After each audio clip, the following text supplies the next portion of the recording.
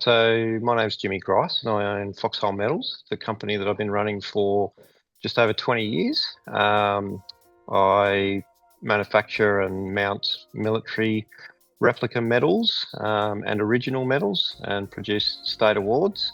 So over the years, that's meant I've had multiple staff over the years. I started my leadership journey, I guess, in defence with a 15-year service history, where I just obviously went from being a dog's body up to managing a staff of about 8 instructors, which was a very different dynamic than the public sector, where all of the people you work for are highly trained and have a very well-defined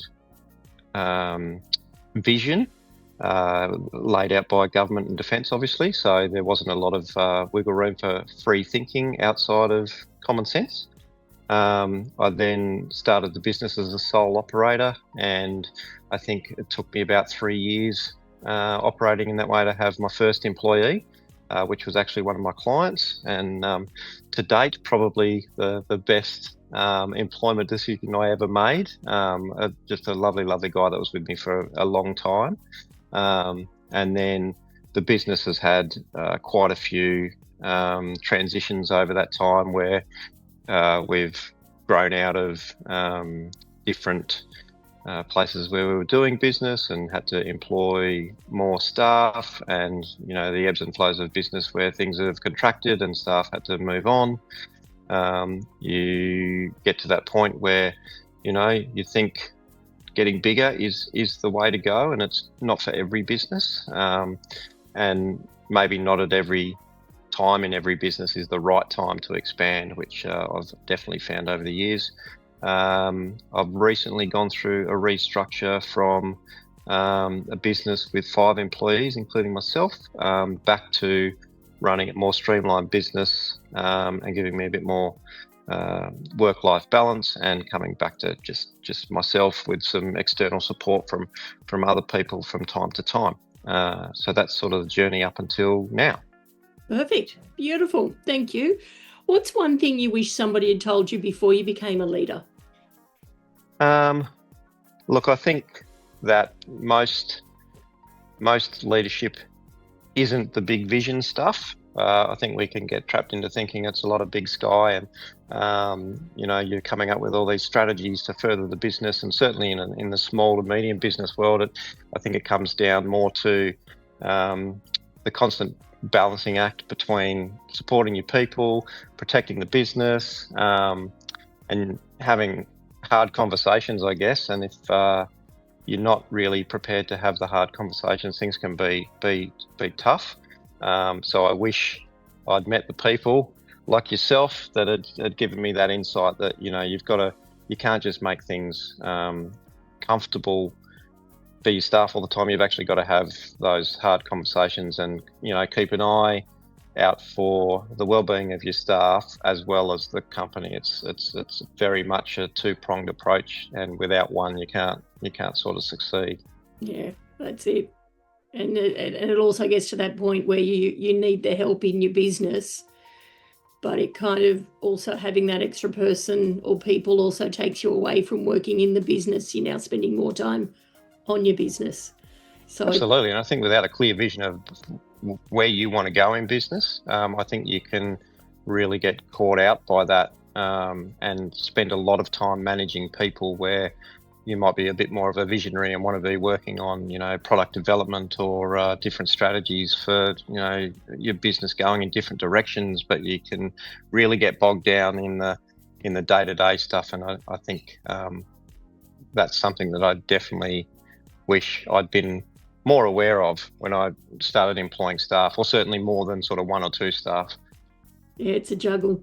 Do you remember that moment where you sort of realised that, yeah, I'm in charge now? Yeah, I've always taken it really seriously, probably more serious than anything else in business, about that I'm now responsible for someone's, mortgage repayments and kids' tuition and, health insurance and all that sort of stuff. And I've always taken it very seriously that that's something that I'm committing to. And I think that came back to the first decision I had to make that actually affected someone's life, where it was, I had to move a staff member on very early in the piece. And it was probably the first time I realized, well, I'm actually making changes. Well, the changes I make actually affect real people, So the weight of that has never escaped me. And I was always very careful when hiring new staff that I had to make sure that you can back it up. That's really important to me. I wouldn't want someone hiring me that took it for granted that I've got bills and people that I have to support and stuff. So that's probably maybe about 17 years ago now was that first time where I had to make that decision. Yeah, it weighs heavy on you, doesn't it? Well, it does. Keeps you up at night. Yeah, absolutely. Or it can do. What's a mistake you made earlier on that's actually turned out to be a bit of a gift? Oh, look, it's definitely a mistake I made earlier on in the middle ground right now. Like it's something I've been working on really forever, and I guess I will continue to work on, and that's trying to solve every problem yourself. I thought that by solving all the problems before they got to the team, you're actually helping the team. And I think there'll be a lot of parents out there that would say the same, with kids. The more you solve for them, the less they can solve for themselves and grow. And I think that's very important to actually let your team try and fail and improve rather than solving everything before it gets to them and it's not so much making everyone's life easier. It's certainly not making the manager's life easier because they've just got more on their plate, and trusting your team to do what they do and be okay when they fall down. As a manager or a leader within your business, you've got to take responsibility not only for your own decisions but also theirs.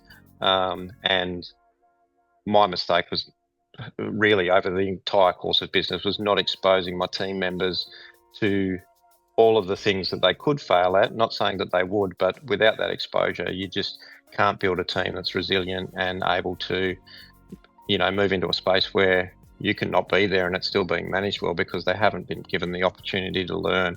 I think that's probably the biggest mistake you can make in life, is just assuming that either someone will fail so you don't give them the opportunity, or trying to solve all of the problems yourself, which we know we can't do anyway. And more than one mind on a problem is generally a better outcome. So biggest mistake is don't try and fix everything for everyone. Like just go in there. Managing a business and your staff, don't micromanage everything they do. But also let them make mistakes.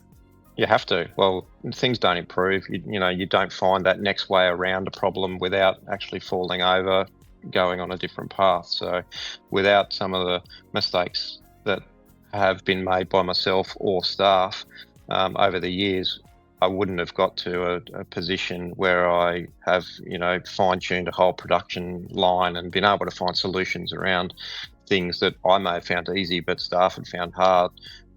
Because if I just concentrated on the things that I found easy, I'd never be able to step away from the business because no one else could do it. So you tend to end up in a situation where you empire build. I don't know, how many people would be familiar with that term, but you build this empire that only you can manage, and then you're imprisoned by it. So the failing is probably the most important part of growth.